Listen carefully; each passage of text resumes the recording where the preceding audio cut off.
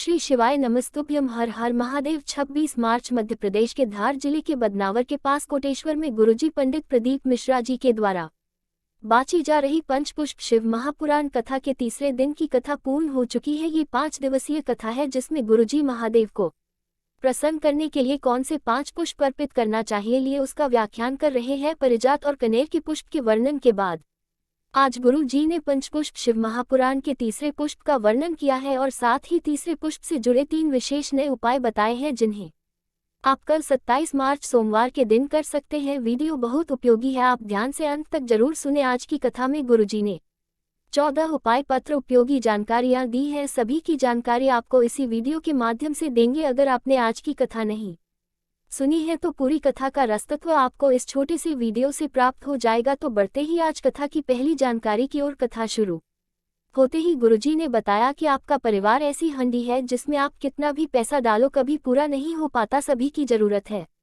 बढ़ती ही चली जाती है। अर्थात आप परिवार के हंडी को नहीं भर सकते, आपको तो भजन मंत्र जाप की भक्ति को भरना है। ये हमेशा बढ़ती ही चली जाती है, ये कभी कम नहीं हो सकती। पर इसका मतलब ये नहीं कि आप काम धाम छोड़ दो, आप सब करो, वो भी जरूरी है, पर इसके साथ भगवान का भजन और मंत्र जाप भी जरूरी है। बढ़ते हैं आज कथा की दूसरी जानकारी की ओर। नवीन कुमार शर्मा बदनावर से पत्र लेकर आए। मां की तबीयत खराब हुई तो पता चला पेट में कैंसर है। उनको 18 वर्ष पहले भी स्तन कैंसर हो गया था, पर अब 18 वर्ष बाद 68 वर्ष की उम्र में फिर से कैंसर हो गया। पहले इलाज कराकर सब ट्रीटमेंट कराकर उन्हें ठीक कराया था। इसके बाद वर्तमान में हमने डॉक्टर को दिखाया तो डॉक्टर ने गठान निकालने को कहा और उसका पूरा ट्रीटमेंट शुरू करने को कहा। हमने वही किया। फिर मेरी बहन ने सीहोर जाकर को कुबरेश्वर धाम का रुद्राक्ष लेकर आ गई और रुद्राक्ष का जल शिवलिंग पर चढ़ाकर उस जल को पिलाना शुरू किया और साथ ही हमने बेलपत्र खिलाना शुरू किया। और ऑपरेशन के लिए गए तो डॉक्टर ने फिर से चेकअप किया तो वह गठान कल गई थी और उसकी जगह छोटी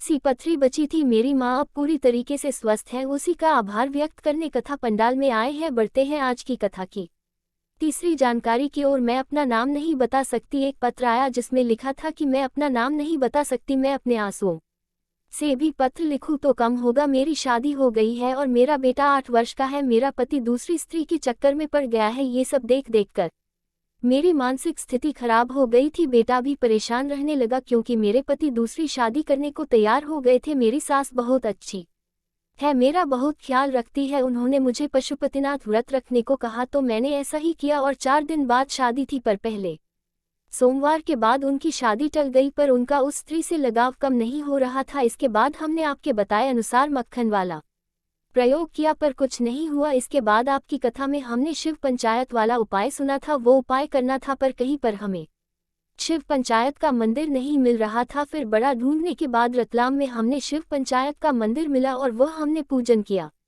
अभिषेक किया और 15 ही दिन हुए थे। वो लड़की जिससे मेरे पति विवाह करना चाह रहे थे वो किसी और लड़के के साथ चली गई और मेरे पति मेरा हो गया, उसी का आभार व्यक्त करने कथा पंडाल में आई हूँ। बढ़ते हैं आज की कथा की चौथी जानकारी की ओर। मनीष कुमार जी पत्र लेकर आए। 2022 में मेरी पत्नी गर्भ से थी। हमने इंदौर से सोनोग्राफी करवाई। सोनोग्राफी की रिपोर्ट देखकर डॉक्टर ने बताया कि बच्चे की नाक नहीं बनी है और आँख के जो आसपास का क्षेत्र है वो भी नहीं बना है। ये विचित्र है, आपको को इसे निकलवा लेना चाहिए।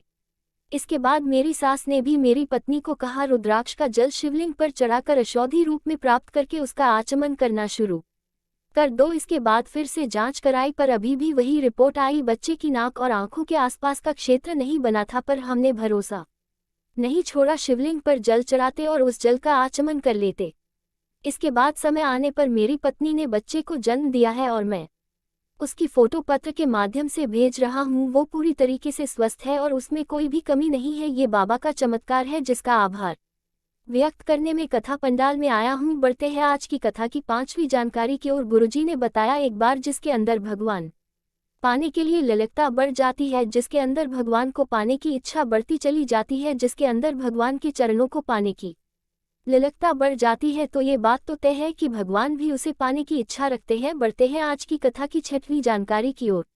एक बात कोटेश्वर की पंचपुष्प शिव महापुराण कथा में कहना चाहेंगे। शिव महापुराण की कथा ये नहीं कहती कि शंकर भगवान को रोज 1 लोटा जल चढ़ाओगे तो ही प्रसन्न होंगे, बल्कि शिव महापुराण की कथा कहती है जो जल आप अपने घर से लाकर शिवलिंग पर चढ़ा रहे हैं वो जल स्वयं शिवलिंग को छूते ही गंगाजल बन जाता है। बस आपको एक बात जीवन में उतार कर रखना है, जो आप महादेव को अर्पित कर रहे है वही महादेव को अर्पित करना है। जो आप खाते हो वही आपको महादेव चढ़ाना है। आप दूध या शहद जो भी चढ़ा रहे हो तो जरूरी नहीं कि खूब सारा चढ़ाना है, बल्कि आप 1 चम्मच दूध चढ़ा रहे हो, अपनी उंगलियों की पो को लगाकर थोड़ा सा भी चढ़ा रहे हो तो वो भी पर्याप्त है। उसी से महादेव प्रसन्न हो जाते ही बस आप महादेव को जो भी रहे हैं उसमें छल नहीं होना चाहिए, दिखावा नहीं होना चाहिए। बढ़ते हैं आज की कथा की 7वीं जानकारी की ओर। गुरुजी ने कहा, हम उस व्यक्ति से मिलना चाहेंगे जो बोल रहा है कि गुरुजी कथा कराने के लिए 50 से 60 लाख रुपए ले रहे हैं, 1-2 करोड़ रुपए ले रहे हैं। जिसने भी ऐसा कहा है उसे लेकर कुबेरेश्वर धाम आ जाओ, हम भी उसे मीडिया के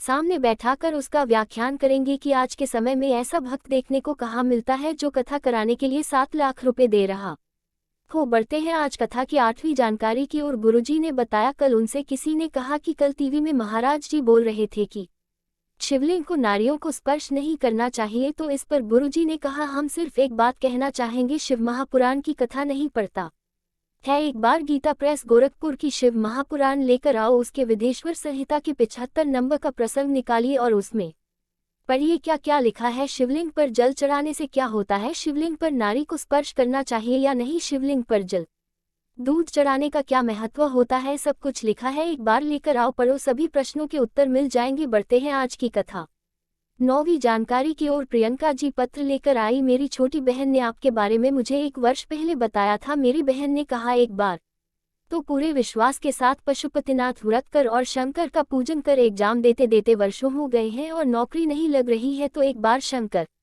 के भरोसे एग्जाम देना शुरू कर, अपनी ओर से पूरी मेहनत कर, प्रयास कर और एग्जाम शंकर के भरोसे सिर्फ 2 ही महीने हुए थे, मेरी गवर्नमेंट जॉब लग गई है। उसी का आभार व्यक्त करने कथा पंडाल में आई है। बढ़ते हैं आज की कथा की 10वीं जानकारी की ओर। शमी के बारे में गुरुजी ने बताते हुए कहा, शमी जिसमें कांटे लगे रहते हैं, जिसे राजस्थान में लोग खेजड़ी कहते हैं। शमी के कांटे वाले पौधे में जो पुष्प लगता है वो गुलाबी कलर का होता है। आप रामचरितमानस उठाकर देखिए, राम भगवान ने जब लंका में चढ़ाई करी और शंकर नहीं दिखाई दिए तो राम जी ने शमी के पेड़ को प्रणाम करते हुए कहा, मैं इस शमी पत्र के पेड़ को शंकर रूप में मानकर आगे बढ़ रहा हूँ, मुझे सफलता प्रदान करे। लंका में विजय प्राप्त करने के बाद संतों ने राम जी से एक ऐसी चीज मांगी जो सोना चांदी से भी ज्यादा मूल्यवान हो, तो राम जी ने संतों को एक एक शमी का पता दे दिया और कहा, यह मेरे शंकर का स्वरूप है और यह शमी का पता बेवा को प्रदान करने वाला होता है और अखंड सुख देने वाला होता है। ये शमी पत्र की 3 कथाओं में से पहली कथा का वर्णन है। बढ़ते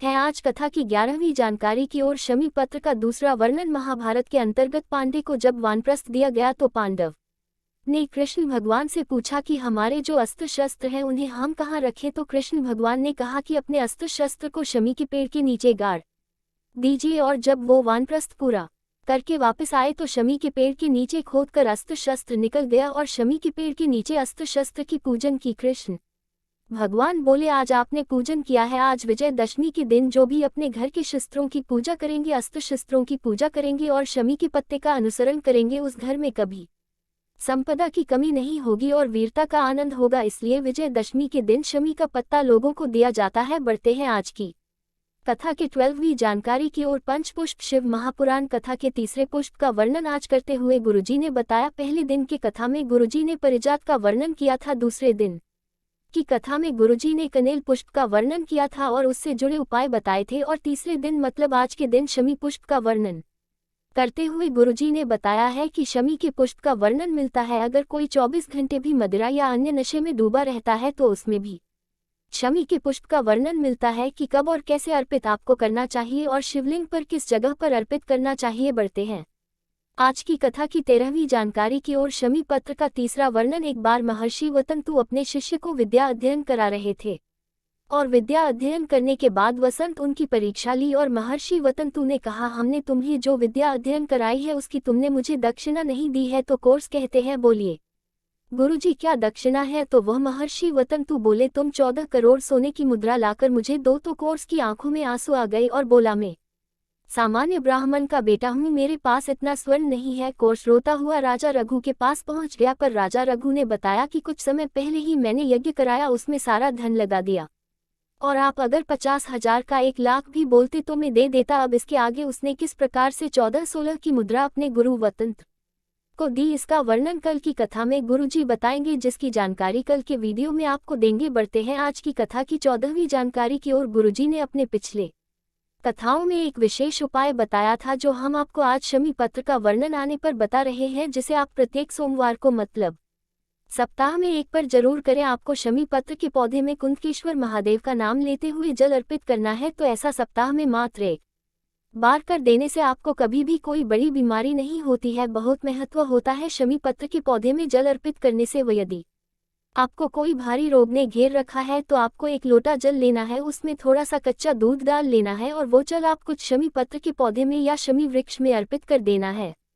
आज की कथा की संपूर्ण जानकारी यही है। हर हर महादेव।